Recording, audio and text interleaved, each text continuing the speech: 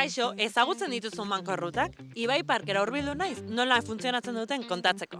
Mankorruta bat egiteko hainbat modu daude. Birus Ibaia goran jolastuta, gure ibairako mehatxuak harrapatzen dituzun bitartean, apa erabiliz ibilbidea hasieratik amaierara egiten duzun bitartean, eta bidean aurkituko dituzun QRak eskaneatuta. Eta esango duzu, Sara, osazkartzoaz, baina lasai, nik kontatuko dizu. Guazen zatika, Birus Ibaian gora jokoa. Familia osorekin jostatu dezakezu, errealitatea areagotuari esker. Parkera irten, misioa onartu eta birusak ehizatzen hasi besterik ez duzu egin behar. Ikusten argi baian bat zauden, APPak esango dizu non dagoen lehena. Birusa harrapatu, klik egiten dugu, eta kamera irekitzen da. Eta listo. Baina jolastu nahi ez baduzu, eta Ibai Parkean ibilaldi lasai bat eman nahi baduzu, telefono eskutan izan da, ere egin dezakezu.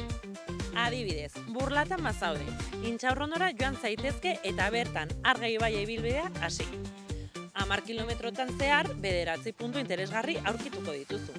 Bitxikeriak, bideoak, datu historikoak eta gehiago. Lehenengo pantailan irteerako kutxa aurkituko duzu, zuzenean GPS-era konektatuko zaituena.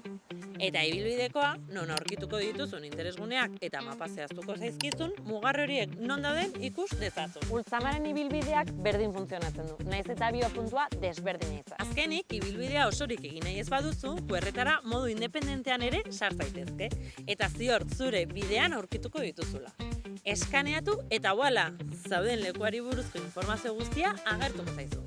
Eta bakizu, egunero zerbait berria ikasten da, eta APP hau informazio interesgarriz beteta dago.